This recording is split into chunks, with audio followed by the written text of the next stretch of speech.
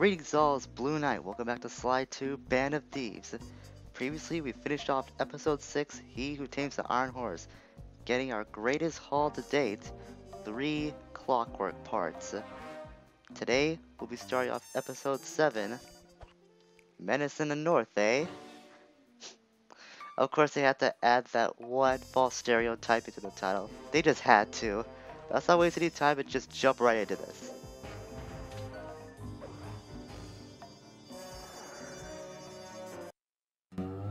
Things just weren't right up in Canada. Random acts of violence were popping up like weeds, and the Northern Lights, well, they just weren't right. One night they'd be brighter than ever, and the next, gone. In Nunavut Bay, I overheard talk between Jean Besson and his mysterious partner Arpeggio. Somehow, those two are behind it all. Tracking the source of the disturbance was easy. By simply following the lights, we were led north to an immense lumber camp. The sheer number of fallen trees advertised Jean Besson's presence and that he was in possession of the clockwork talons. The Thieves raccoonist makes numerous references to the talons slicing through plates of steel. A skilled lumberjack like Besson could clear a forest in hours while wielding the artifacts.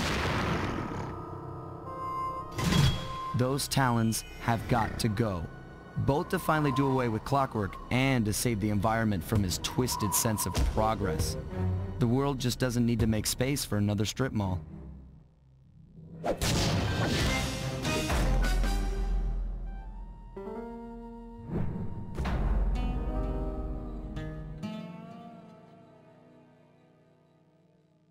Notice how I said the title of this episode is Menace in the North, but at the end of that cutscene it says Menace from the North.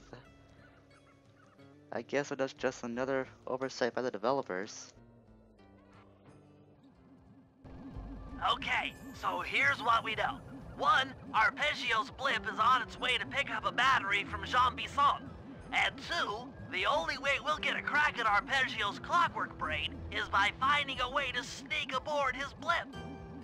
But before we do that, we'll need to snag the clockwork talons off Jean Besson. Time is short and we've got a lot to accomplish. True, but first things first. This lumber camp isn't on any of my maps. I need you to poke around and take some recon photos. They'll help to get my sensors oriented. No problem. Recon photos I got covered.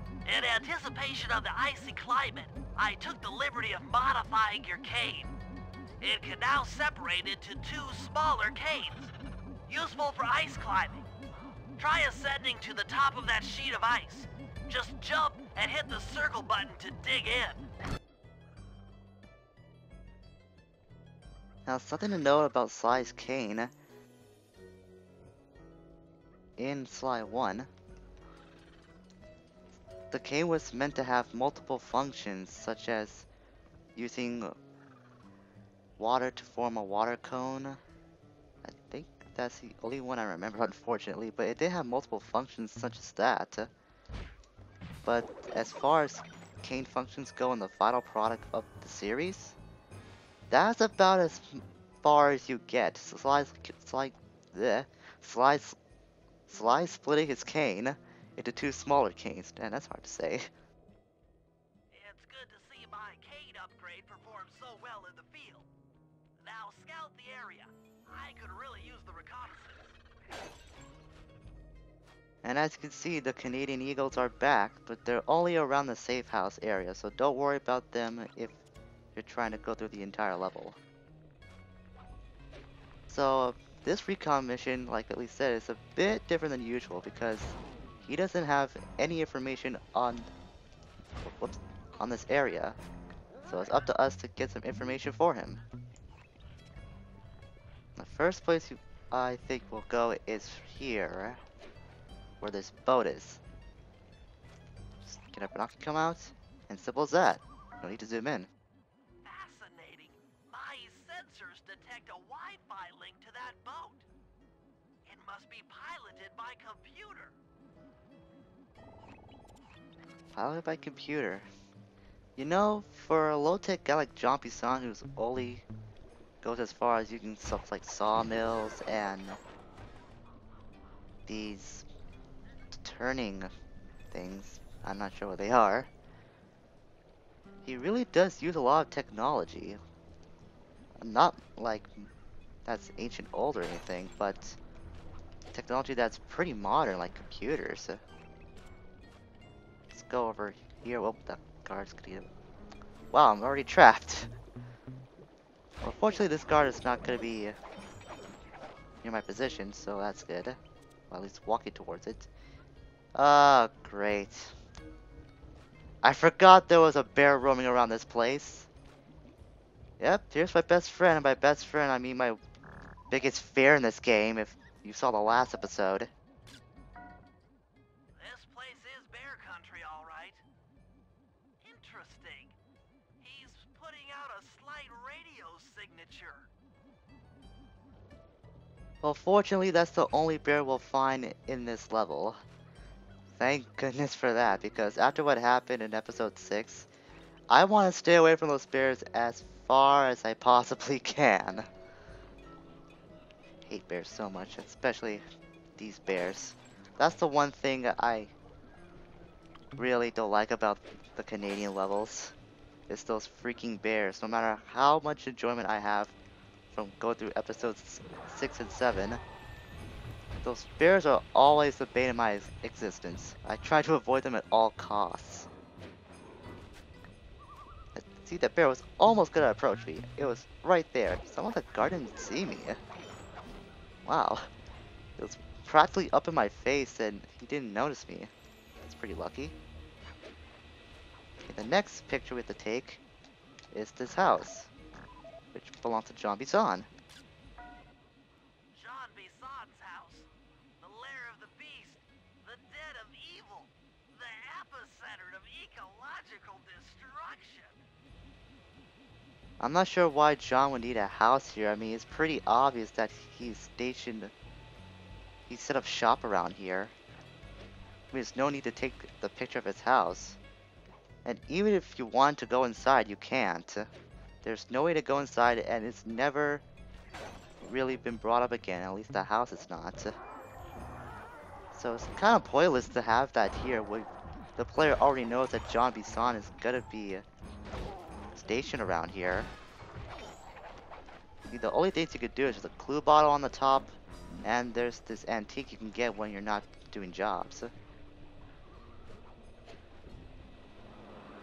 Go down here, take out this guy. I think this is...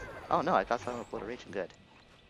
Just so you guys know, I'm playing this back on the original file I had way back at the beginning of this Let's Play. So if you see any changes in the power-ups or maybe in the percentage, in the save percentage, that's why. As I haven't touched this file in a long time since I got so far into it when I recorded, when I was on a huge recording spree years ago. But I wasn't happy with how most of those recordings turned out, so I scrapped them. The last picture we have to take are these saw blades. Those saw blades look particularly old. I guess this logging camp has been around for a while. Okay, that should do it. Now for the real point of interest. Head for that lighthouse and try to find a way to sneak in. So there's a lighthouse on the other side of this map. I want to get these clues first. Already up to 7 clues. Wow. You know, I'll be honest. When I was first planning out this Let's Play, I thought I would have a hard time finding most of the clue balls, but I've been pretty impressed with I've been able to find at least 20 per episode. So I guess I was a bit overestimating on my ability to find the clues. Yeah, it just causing a wild melee here. Just guards running around, bears killing the guards. It's just pure anarchy. And oh god, the bear's after me. Not again. Get away from me. Oh no. Oh my goodness, that was so close. Man, even Sly's not fast enough to outrun this bear. Look at this thing go. Things are already starting off hot and heavy here. Well, it's better than to have everything stale and boring, I suppose. Now you cannot approach the lighthouse from head on unless you go from that silo. But the original and I guess best path to get to the lighthouse is just go on that bunch of debris. And it leads you to a clue bottle as well. Just like back at that sewer drain from episode 5. See if I can get that guy to turn around. And he won't notice me. Good. Got some health back too. Even better. But we're almost near the end of this job, so there's really no point in having it.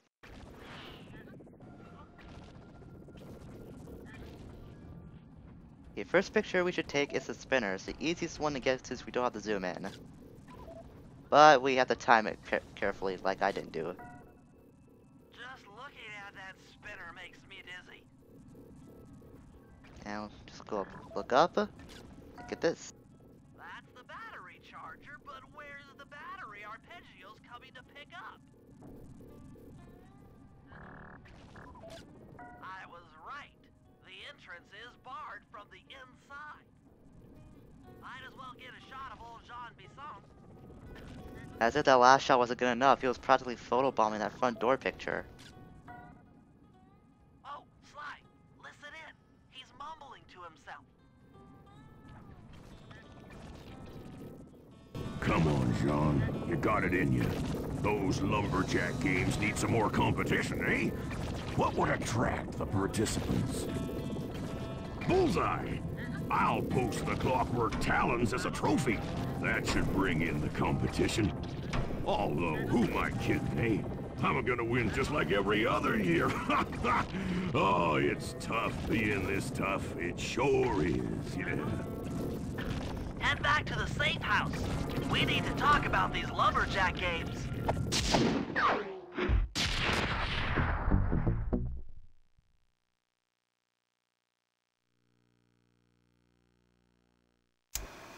Well, guys, Jean Bisson has unknowingly thrown down the gauntlet. With the Clockwork Talons as a trophy, we'd be fools not to participate in his lumberjack games. Fortunately, due to frequent avalanches, a log chopping guide was frozen in a wall of ice not far from our position. Sly, you're in charge of acquiring the book. I'm sure it will prove invaluable. Now, we're all aware that Arpeggio's blimp is coming to pick up another battery. To sneak aboard without incident, I'd recommend we pull a Trojan horse and stow away inside the battery. However, the location of the device is still a mystery. We need some inside information. So, working together, you two will infiltrate the Moose Guard's secret RC combat club. Those guys all work in the lighthouse. If you win the battle, I'm sure they'll talk. Despite his antique mind, Jean Bisson's no fool. To keep tabs on him, we'll need to bug his house, steal the radio tags off local bears, and then jerry-rig them into a sensor array. It's a challenging set of tasks, and that blimp's on its way. Let's get to work.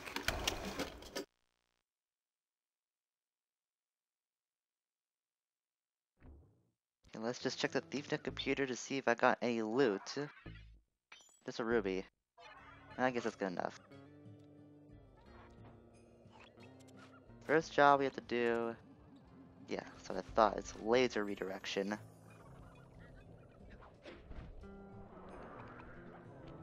So... I guess I'll just talk about the music again in this game. It's got nothing else to talk about at the moment.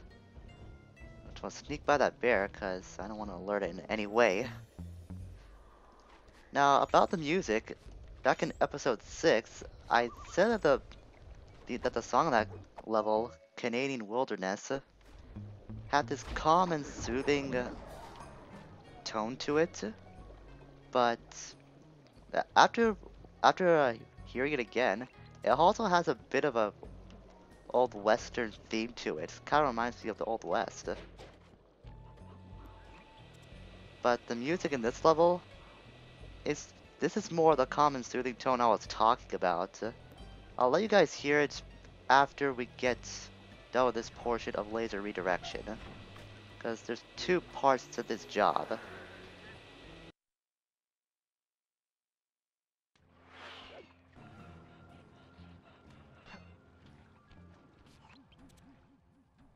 Sly, I've detected what appears to be an ancient guide to log chopping that might be useful for the lumberjack games. Unfortunately, it's frozen deep in an ice wall. How are we supposed to get to it? Wait for more global warming? That industrial laser is used to cut through petrified logs. If it could be bounced out that window, with your help, I should be able to harness its energy to melt the ice wall and free the bug. How do I redirect that thing? There should be a switch on the other side of this wall. Throw it and then head outside. Yeah, but it's never that easy, as you can see. There's a gate blocking that hole, so we gotta take the long way around. Now, something about this job I didn't learn about until recently is that there's a well-known glitch about it. After completing this job, if you go back into this sawmill and go through the entire level again as if you're playing through the job the second time, or playing through the job a second time, then the game will get confused thinking that you're going through the job the first time around, and the missions from this point on will all be resetted as if that you never did complete the episode. Unfortunately, I can't show that glitch because this was fixed in the Sly collection for the PS3, which is the version I'm playing. But I did find a video about it, so I'll put an annotation on the screen right now, and I'll leave a link in the description if I forget about the annotation.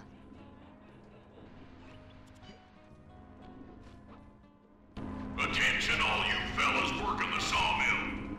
Make sure you keep a steady watch. A prowler's been spotted, and we can't afford to have anything happen to our log cutting equipment, particularly that laser-type saw blade. We're gonna need it once we get to them old oaks up near Lookout Mountain. But hey, you know, you should still enjoy yourselves, eh? I mean, how many people get to cut down forests for a living? You all are lucky. Don't ever forget that. Medium nugget. Okay, that's some okay loot. Flip the switch. You've done it! The laser's been redirected out the window. Barely says it's going out the window, but it's going through it. I think the window was supposed to open, but it's part of the texture in this cabin. Bit of a goof there.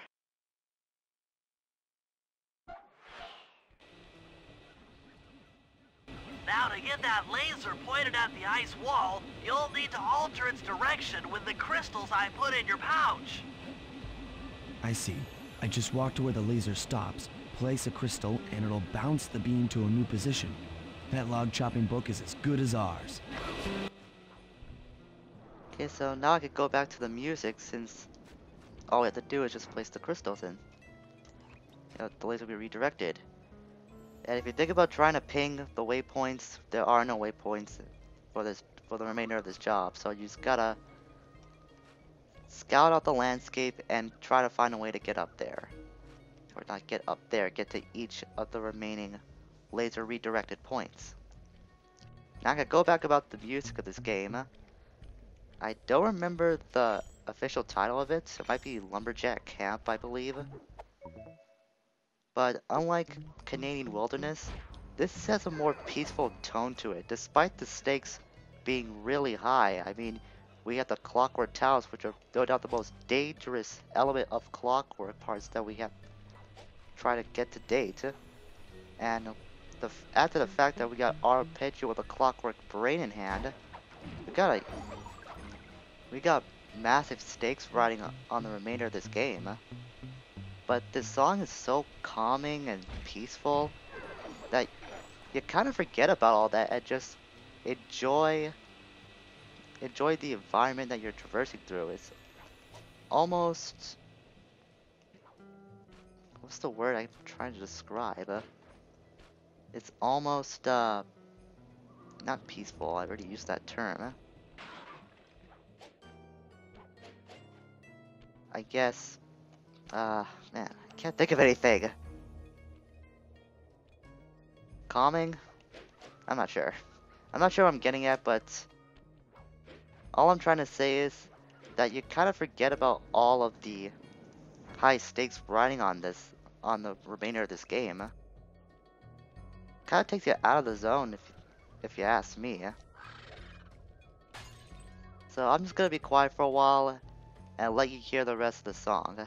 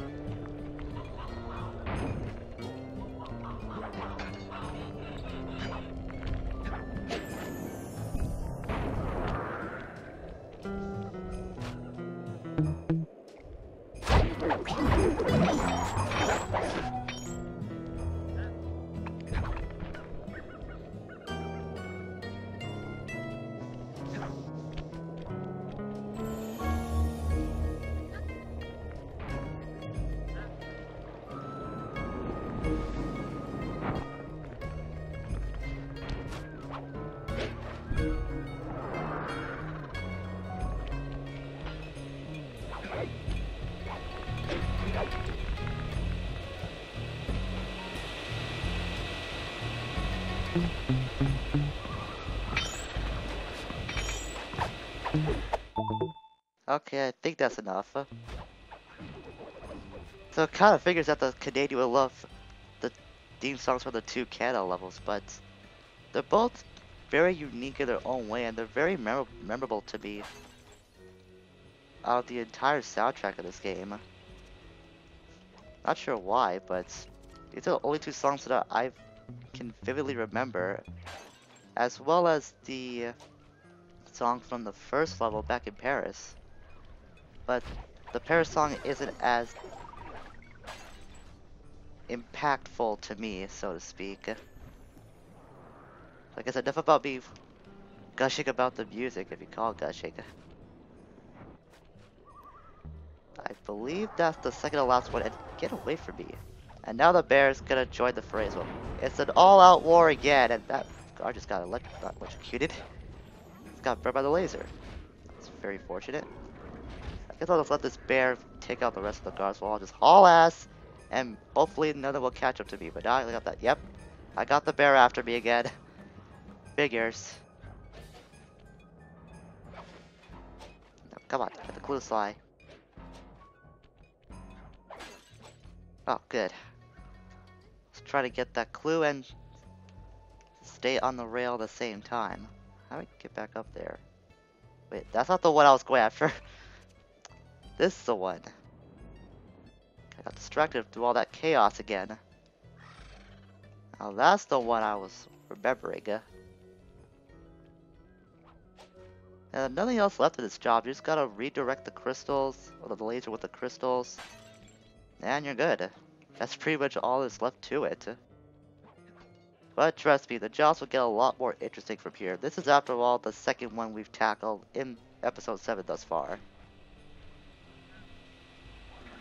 Get rid of you. Almost done with this job. I don't want to be distracted at this point. I think this one will break. Yeah, it does. But I'm not gonna get to the laser just yet because, as I mentioned earlier with Joppy-san's house, there's a clue right here. Might as well get that now. Wow, 18 clues! Holy crap, I didn't think I got that much this early on in the game. Though I guarantee you I'm not gonna get them all before this episode's done. Let's be honest here. Stand clear, Sly! Something else is coming out of the deep freeze! I've never seen such a majestic creature. So full of life, so ready to live. So much for that, he's back in the deep freeze. Cheer up, pal. We got the log chopping guide. How is Sly able to talk without moving his lips? And another thing about the bug, did you guys just see the map that just stopped right at the bottom right portion of the cutscene? I have no idea why that happens. That has never happened before. Then again, I've always played this mission in the original PS2 version. Is that only a bug for the Sly Collection version? I don't know. There's been a lot of bugs I think that might be exclusive to this one, as there might be some bugs for the original as well. That or I'm just having a lot of luck with these bugs and glitches. I don't know. But I think that's gonna do it for the rest of this video for today. Next time on Sly 2 Band of Thieves, we'll start the RC Combat Club job, and then Bear Cave bugging. Going back into the bear's den, so to speak. But until that time comes, everyone, farewell for now.